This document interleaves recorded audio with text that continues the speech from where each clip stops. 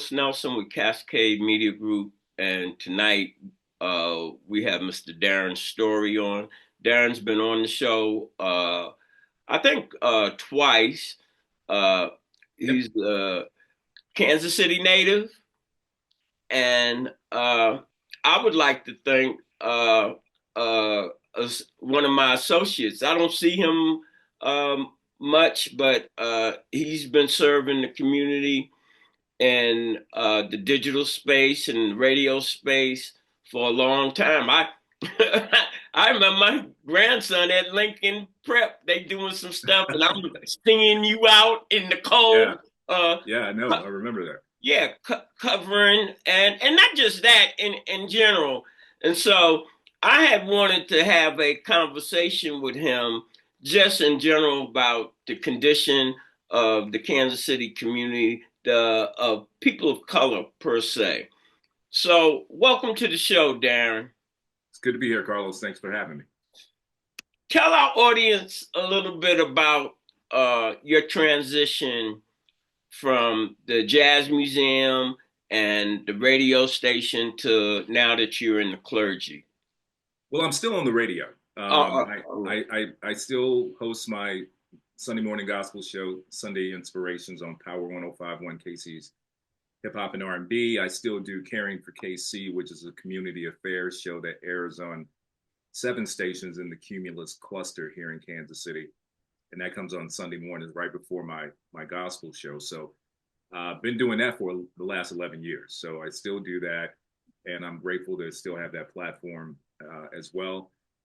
Yes, last year I transitioned from Director of Development at the American Jazz Museum to a full-time ministry at Westminster Presbyterian Church in Ottawa, Kansas. So I actually work about 50 miles south of Kansas City in a small rural community, pastoring a church that is about 98% white. And so that is an interesting dynamic as well. But the Lord don't have no color. No, well, it's actually apropos because throughout Scripture, God sends His people into foreign lands and places that they don't fit necessarily. So I felt like that this is definitely how God operates. So it's been an incredible opportunity to learn a different culture, but also realize that we probably have more in common than we do have differences. There's still homelessness there. There's poverty there.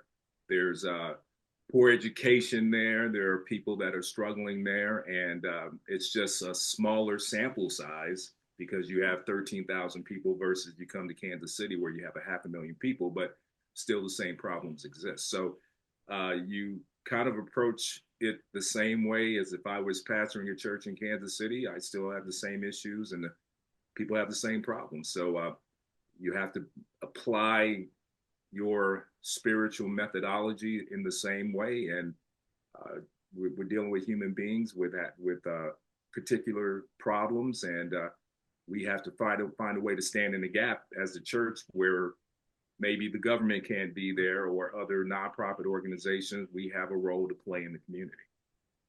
I like you saying that. As I talked to you off camera, I asked Darren, "Hey, can we talk about anything?" Because it was like, "Well, what we going to talk about?" He was like, "Yeah, we can talk about anything and everything." But now that we're on the church first, do you think that the clergy has failed the Black community? I'm not just talking about Kansas City. Mm-hmm. I'm talking about our community in general, because from my perspective, the church had been the leading organization Mm-hmm. that has fought for people of color. I'm 73. Everything took place at the church when I was young.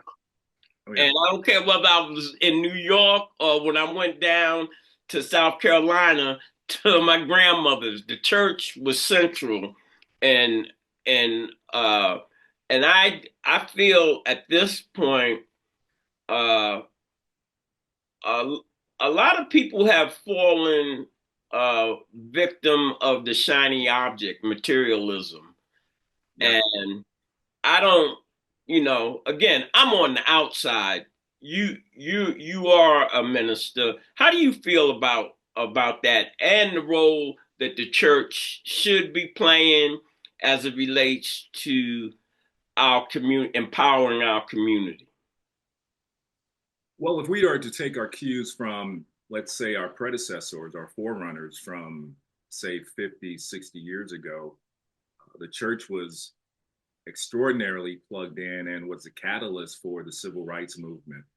And even before that, segregation, Jim Crow, the church was right out front. But that was a different world because there was a clear objective that we were trying to reach at that time. It was easy to really uh, point to, this is what we're trying to get to: voting rights, the Civil Rights Act. There was a goal, there was a eye on the prize that we had back then.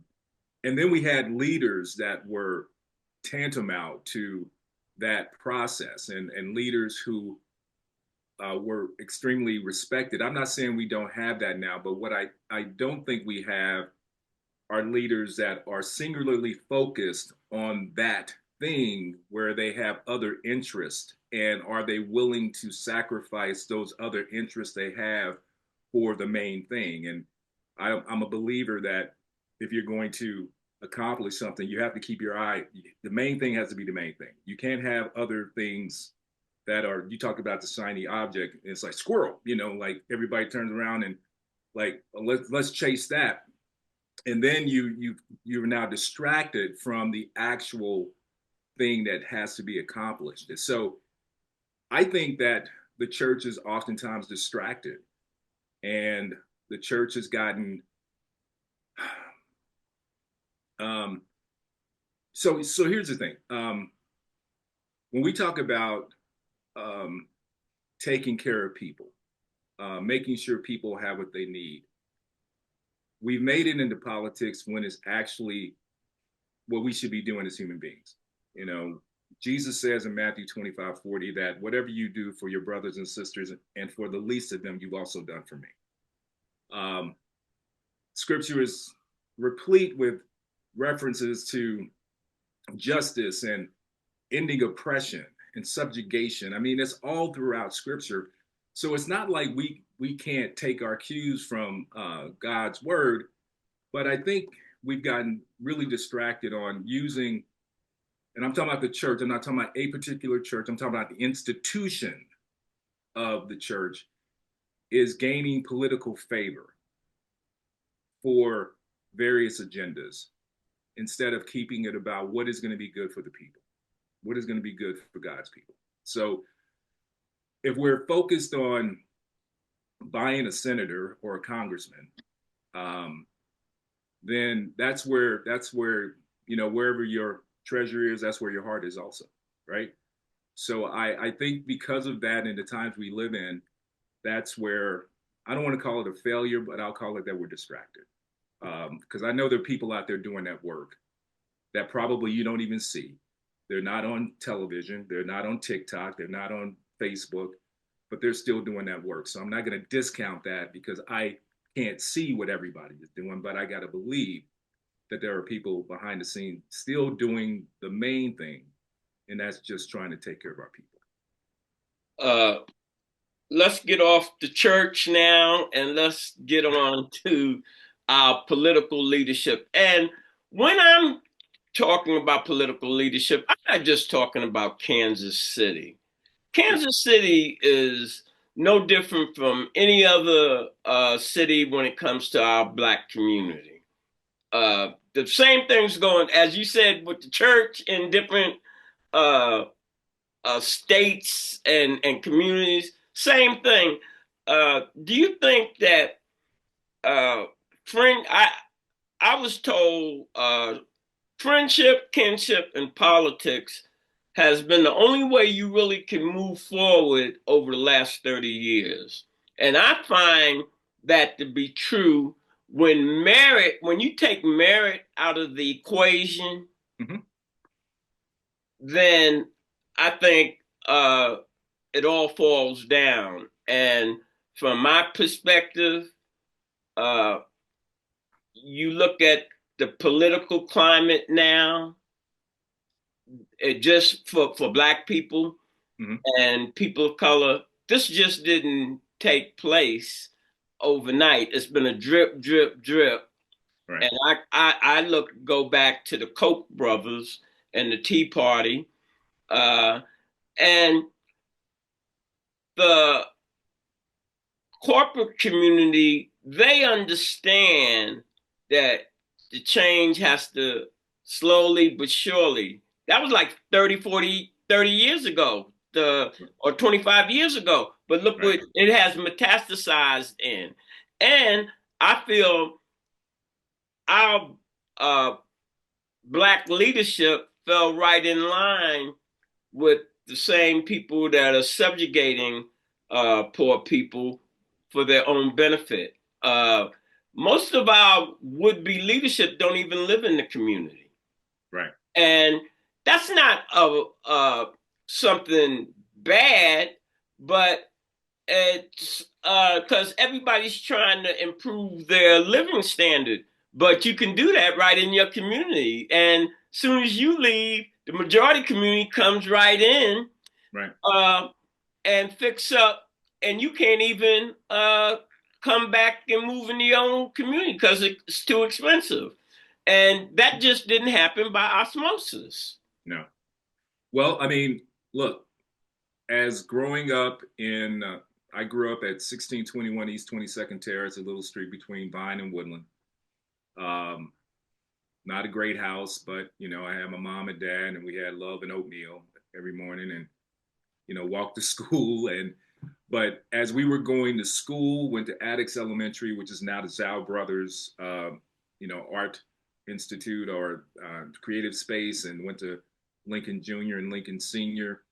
And so that was my neighborhood. But most of us, as we were matriculating through those various institutions, we were looking for how do we get out, because that was kind of our mindset. We had to get out of the hood, get out of the ghetto. I could see the high rises from Wayne Minor from the hill on top of Lincoln. That's good. That was our version of good times, right? And so um, it was all about getting out. Let's get our education. Let's get out. Let's move to Raytown, Grandview, Lee Summit, Overland Park, wherever the fruited plains, the land of milk and honey, because that's what was kind of drilled in our mind, that you need to get out of here. And so thus the disinvestment happened in our community. I remember growing up, Carlos, that my mother could give me $20. I could walk down the street. I had two grocery stores. I had a choice to two grocery stores, a drugstore, a dry cleaner, a barbershop, you name it, liquor store, of course, candy store, beauty shop. All the things were right along Vine Street. We had our own community. We had our own a drugstore, if I didn't At the mention pawn that. shop there, because when I Yeah. moved here in Oh, '78, down I on bought 18th me Street. a bowl of Yeah. watch there. George's Pawn Shop down on 18th Street. Yeah. And then you had the shoe store down there, Flag Brothers, and you had Pinners. And so we didn't even have to get on the bus to go do whatever we wanted to do. I remember my brothers was getting ready for the James Brown concert, like back in '73 or something like that. And they just walked down to Apparel Pinners, and Flag Brothers got the Got their gear. polyester suit and their boots, and they were ready, and didn't have to get on the bus. And then I blinked my eye, and all that stuff was gone. It was just gone. What do And you think about? Let me cut you off. What do you think about all the money that has been spent on Vine over the last quarter of a century, and you have nothing to show for it? Virtually, basically. And I okay, know because I put all the roofs on down there. Even the Kansas City Call caved in about 30 years ago. I put the right, roof on there. I blocked that castle up where the beer yeah, hall is for the city. So I somewhat know, and I have my offices down there, and sure. I don't see nothing that's has bought $25 million or more. So I'm gonna say this in a answer this in a way that I think is going to be relatively magnanimous, because I have friends that are connected with down there. I'm not one to throw bombs at that, but I just wish everybody would get together. Because there's lots of factions down there that have interest in that area. I just wish everybody would get together, get around a table, and collaborate. I just don't think that's happening. I think that everybody's looking out for themselves, and I get it because maybe there's a lack of trust, and you can't collaborate if you don't trust the person next to you. But I would just like to see everybody get together because That's not going to happen. You acting like it may not happen, but I'm just saying that's what I like. That's what I'd like to see. I'd like for it to rain money, but hey, that's not happening. I wish they could just try, have a talk. Like if we again, getting back is the main thing. Do you all want the same thing? Do you all want the district to thrive? Yes. Okay, that should be the only criteria. That if everybody wants that, everybody come to the table and let's figure out how we can all work together and make that happen. So that is where I'm at, but I don't see that. I'm gonna use Eric's name. I had a conversation with Weston. Weston told me I was on a fool's journey, trying to bring the community together per se, and I feel that, but the spirit tells me this is what I got you on the planet to do. I don't feel that you can solve any of our problems until you look at the central problem. That's communications. Right. And you have to be able to communicate with the people you say you represent, and it can't be a one-way communication. And, I agree with that. And it sounds self-serving. Cascade Media Group is the only practical way that you can do that with the community on a digital space. Because first of all, we don't like to say certain things. Black people don't want to pay for nothing. They don't want to.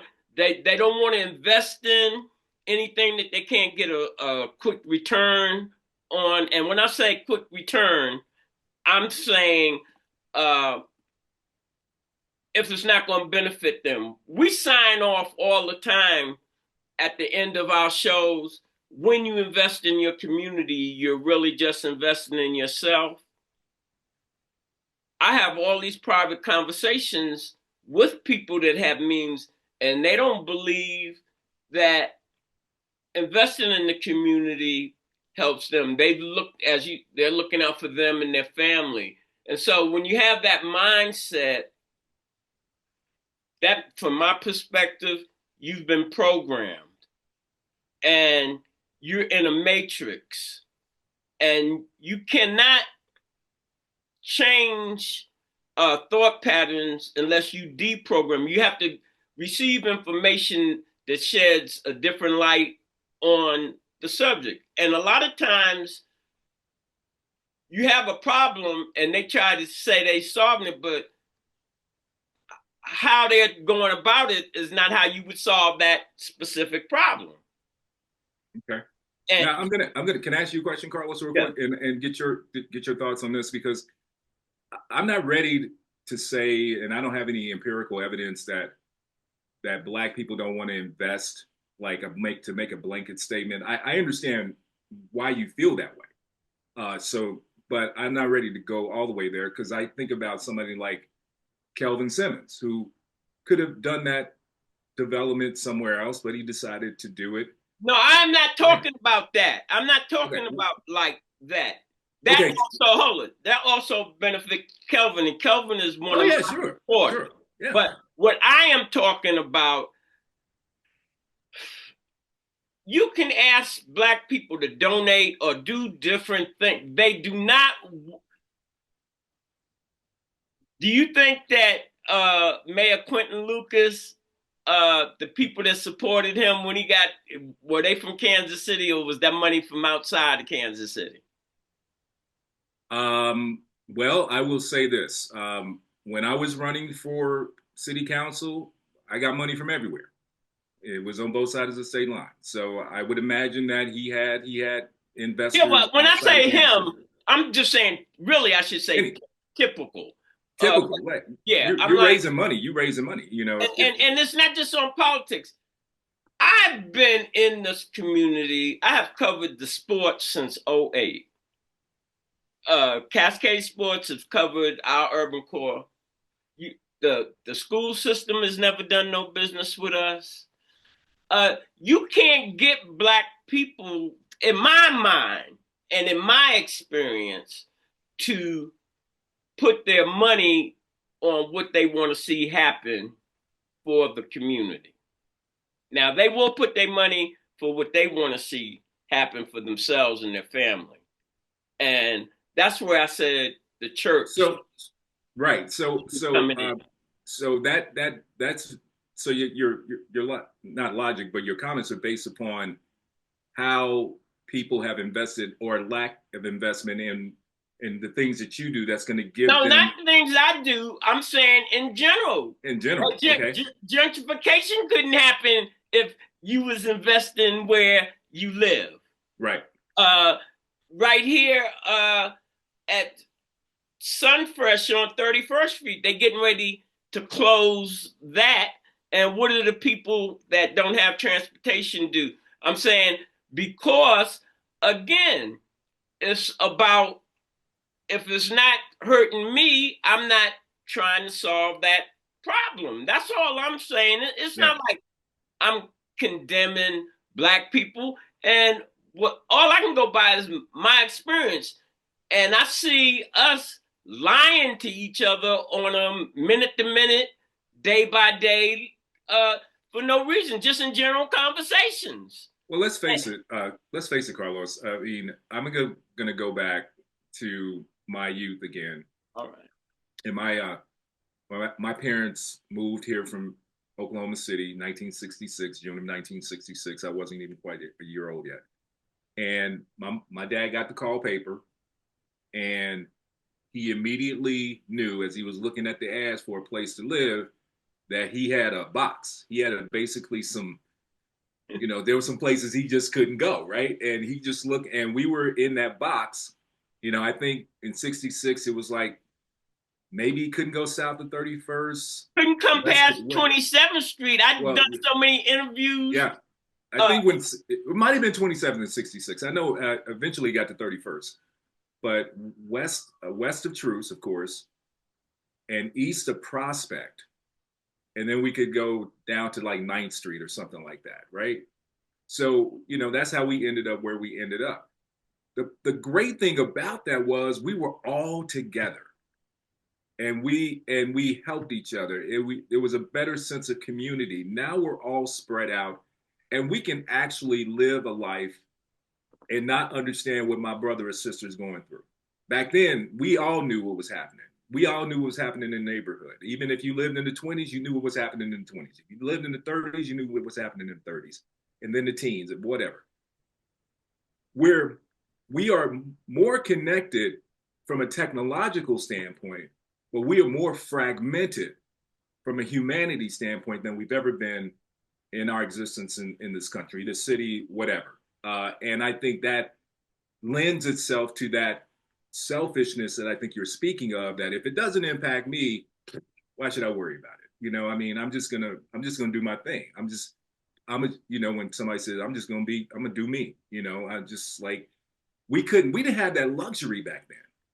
If we didn't stand together, man, I mean, that was the thing about when it all opened up and we were able to live wherever we wanted to live. And that's not a bad thing, but the sense of community, it was gone. Right. It was gone.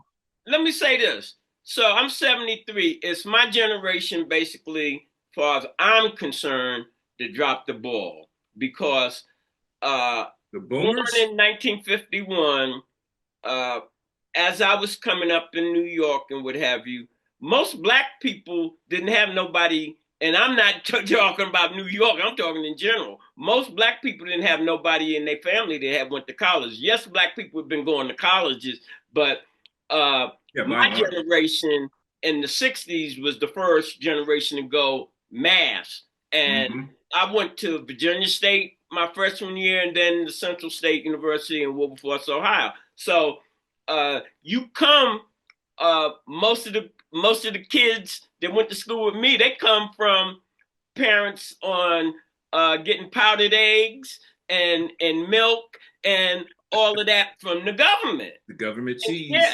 yeah, and I'm saying, Those are some. I'm sorry, man. Those are some pretty good grilled cheese sandwiches. oh boy, whenever I bring that up, that the government had the best cheese on the planet, baby boy. And they Those give you grilled cheese sandwiches are corned fire. beef hash and the different things. So now my generation, you go to college and it's a whole different experience. Now you come out.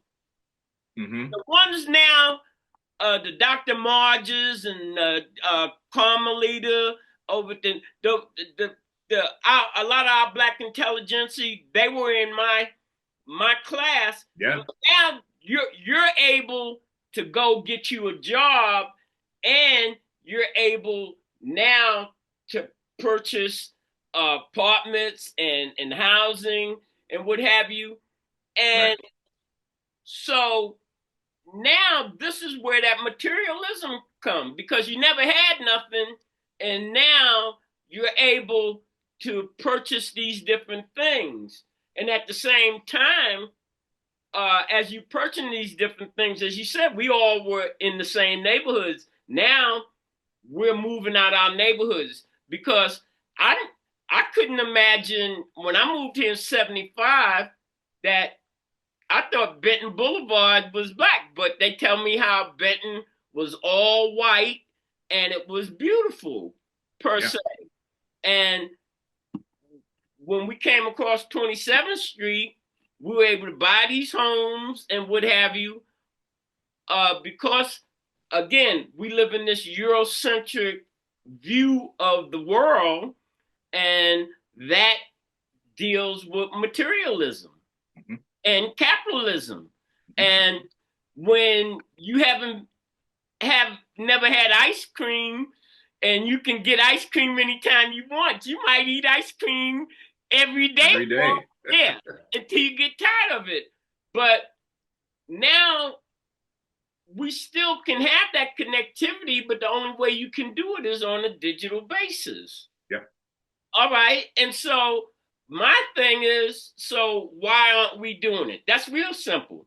And I'm getting ready to put a lot of them on Front Street, because I've talked to all the major ministers and all the different things. And I'm like, how does Cascade Media Group have a community organization page and it doesn't cost you anything? And we ask your community organization to come on at least every other week or once a month to say what's going on. And you don't do that. But yet you working for the community. How can Cascade Media have a pastor's corner page where any pastor, minister, what have you, come on and talk to our community? And they don't do that. So a lot of this, and I'm saying, so when you start talking about, I'm talking blame, basically. And I've talked to these different men, and they say, why would I want to do that? How's that going to benefit me? And I'm just so shocked at it. That, you know, and it's mostly, I come around people like, here come Nelson with that community, and I'm like, I'm just befuddled at how things are and people not speaking up. But I think Trump and his crew getting in has produced a visceral reaction from most black people now. Sure. They're trying to see what to do. To a lot of people. Yeah, but the only thing. I think that what's happening now is that you're finally getting the phenomenon, because a lot of this stuff was isolated. We thought things were going on, and people couldn't really wrap their arms. But people, I've always said, until it happens to you, right? And that's where we're going. It's until it happens to you. That's where we are, because it's happening to a lot of people now. Like, people thought they were insulated from this, but now it's happening to them. And it's the majority community too. They like, yes. I know Obamacare was this, and they taking this away. Yeah, absolutely, and that's where we are, and then hopefully that creates a solidarity in some way. Like, hey, you know, but it still has to be a plan. That's what I'm saying. Well, yeah, and I think a plan is good. You have to have leaders to help move that plan forward. But I do think that just like most successful movements, they've usually been grassroots. You know, if you go back to suffrage with the women back in the early 20th century, civil rights movement, those have been grassroots movements where people have decided, I've had enough and I'm not going to take anymore. So let's get together. If we have something in common, let's all lock arms. And I think this is the same thing. And we're not talking. Has nothing to do with red or blue or left or right. This is not normal. This is not how we operate. This is not how our republic or our democracy is supposed to operate. I We love left. you brought that up We because left. I don't see black people even concerned with that Oh, about I'm the concerned. democracy. I said I don't see Yeah. uh, I'm just saying I'm concerned. that Yeah. I don't see that conversation in our community. Not only we're Well, having if issue you go, of democracy, we're about to lose that. We've already lost it, but uh, well, I still think the guardrails are up. They're leaning. But if you if they're leaning, they leaning like ace deuce cock to the left. You know, they leaning. But if unfortunately you and I think, come from the generation. I'm Gen X. I'm right. I'm just 1 year from being a boomer. I was born in '65, but we took civics. We took in sixth grade. We took like a civics class, and then we got to seventh and eighth grade. You took civics 1 and 2. Then you took American history when you got to high school. But those middle school civics classes were really important in teaching you how things work, how the three branches of government work, how they hold each other accountable, the checks and balances. Who represents who. There's 100 senators, 435 representatives, and what their jobs are. And so I came out of school, middle school, understanding civics and how things work, and that presidents don't just run roughshod over the rest of the country or the other branches of the government. And that's where people are missing it, because also remember, we left, the framers, I'll just say we because I'm an American, that's we right. left we left because we did not want to be ruled by a monarchy or by a religious monarchy, which is the Church of England. They wanted representative government. That's why they left. That's why they created this system, so that there would be checks and balances, and not one person could rule over them. And for whatever reason, a lot of people have forgotten it, or possibly didn't even know it. Didn't know it. There you go. I feel like didn't know it, and this is my assumption. If you're 50 years old, black person, you haven't really never seen black people work together. All you have seen is what you've seen, Right. the backstabbing and this and that. And so that's basically who you have in power now, people that are in their 50s. But it's a difference experiencing discrimination, getting hit upside your head, uh, all the different things that come with that. Kansas City specifically, you had Fairyland Park where black people couldn't go but one day a year. Right. You couldn't try clothes on unless you bought them. Right. I'm like, if you experience that, that's different from seeing it in a book. And so I feel that the people that are in these leadership positions now, again, friendship, kinship, and politics, that's all they've seen. So you emulate what you see. Your sons, and if you got daughters, they look at you. This is my dad, and I'm Right. emulating what he does. And I don't feel that that has served us very well. Yeah. We're gonna close out. I'm gonna let you close out and talk about some of the things that you'd like to see happen and where you see us going here in Kansas Well, City yeah, specifically. I just hope that I know there's a lot going on in City Hall right now, and that's unfortunate, and those things really take away from the work that I think everybody should be doing. Um, and again, a distraction, another distraction, a meaningful one, because if all of that is true, those were not great conversations to be having with your employees and things like that. So that's unfortunate. But I think it's time to enter into a mode and a season of civility and collaboration so that people can get things together. Um, the silos that exist in this town are just overwhelming. Um, People fighting for position and jockeying for real estate in the literal and figurative sense, uh, fighting to hold on to their territory. Um, and my father used to tell me, boy, if you keep doing what you're doing, you're going to keep getting what you're getting.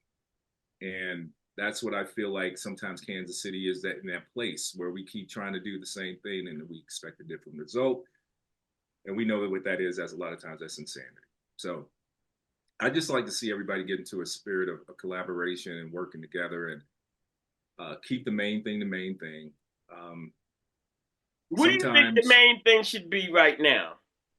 I think if people get together, you can figure out what the main things are. I mean, listen to your people. Like, All what right. are your people saying, right? Um, like what's happening out there, where people are having town halls and the representatives are leaving the town halls from the people who elected them. Like, the low bar of a representative is like answering your phone, answering your email, responding to your email. And if somebody asks you a question, especially the person that gave you your job because they gave you their vote, you answer their questions. Like, if you just do that, you'll probably get reelected every time. Every time. You don't even have to do anything. You don't have to be smart. Uh, you don't have to write a bill. You don't have to do anything. If you do that part for the people, you'll probably get elected every time. And so now we live in an age where, oh, so we hire them with our vote, and then they can just tell us to go kick rocks. And that's what this last election produced. And I know there's a lot of the majority community. They now it's like the That's sad, man. That's the just the curtain is drawn back with the wizard, it's and sad. it's just, to me, it's just naked power grabbing, and I really don't understand this. Well, Elon Musk having access to. that's a whole yeah. That's crazy. That's a whole nother show. I'll just end it with this, Carlos. Our Whenever you're in leadership, whether you're deciding to be an elected official, or you want to be an executive director of an organization, or you want to be on a board, uh, you got to check your motives and ask yourself, why am I here? Why am I doing this? And if you're an elected official and you're not doing this because you want to do this for the people and you want to make sure the people are justly representative, fairly and justly representative, then you shouldn't be there. That's it. That's the job. It has, if your needs, lining your pockets or writing a book or getting speaking fees and all the things that happen from becoming that person, if that's what supersedes your duty to represent your constituents, then you shouldn't be there. But unfortunately, I think many of us, because of the sensationalism of our political landscape and the fact that we don't know what's true and what's false anymore, people, I think, have abandoned that. I'm not saying all people. I won't make a blanket statement, but I think people have to check their motives. And when you're uh, deciding to give your vote to someone, that should be a question you want to ask them at a town hall if they stay for it. Ask them at a town hall, why do you want to run for this office? Why do you want to do this? What are your motives? I don't want to hear about your policy. I want to hear about why, in your heart, in mind you think you're going to do a good job for us. And they should be able to, spout that off in a minute, and it not sound like a talking point. It should sound like that should come from deep within, because this is a servant's job, a servant, not beholden. Nobody kisses your ring. Not an employee. Not, who's you as the servant kiss the ring of your constituents. If you're going to be, that's whose rings that matter. So I'll leave it there. Stop managing from the top down, and let's look at what the people are saying and address those issues. Yeah, man. I mean, like I said earlier, Matthew 25:40. Whatever you do for your brothers and sisters, and the least of them, you have also done for me. Jesus said that. I like that. I like that. Hey, let me say this to you, and I'm going to close. I didn't find my purpose until I probably at 55. This company has been my purpose, basically. And you go to my sites, you don't see no advertisements. You don't see nothing on any of them. God told me, or the Spirit told me, this is why I have you here. Everybody's not built to confront the things that I have you confronting. Mm-hmm. And I think I told you, I live in DA homes, senior citizens. Yeah. I have no problem saying I get EBT or any of that. Money has never been, since I found my purpose, the deal is serving my community. That's awesome, man. That's where you want to be. Like at the end of the day, happy as hell, man. Yeah, that's at the end of the day, man. I've never been I know exactly what I'm doing. It's not what I thought I would be doing. If you'd asked me that, and my history, and everybody that's watching this knows my history. I was in the music business. Got #1 records, yada yada yada. There's no way I would have thought that I would be serving a congregation in rural Kansas. That's more driving 50 miles. Yeah. But when the Creator taps you on the shoulder, when God calls, you got to answer. Yeah, these people that are not answering, that's where I had a problem. So because I know the Creator's talking to them too. Mm-hmm. He doesn't put a gun to your head, man. He doesn't put a gun to your head. That's what free will is. Yeah. But I guess I'm just a coward because I'm scared. I'm serious. I have these conversations with my kids. I be like, the only reason I'm living, the Lord's letting me live to run this daggone network. And that sounds crazy, but it ain't crazy to me. No. And it's. Who am I to talk about what you and God be talking about, man? That's between you and him. And it's real. That's the whole thing. That's it's right. Real. That's right. You know, and I know what's real. Now we can say other things. Leave it with that. When you invest in your community, people, you're really just investing in yourself. This is brought to you by Kansas City Business Association, working to improve our community.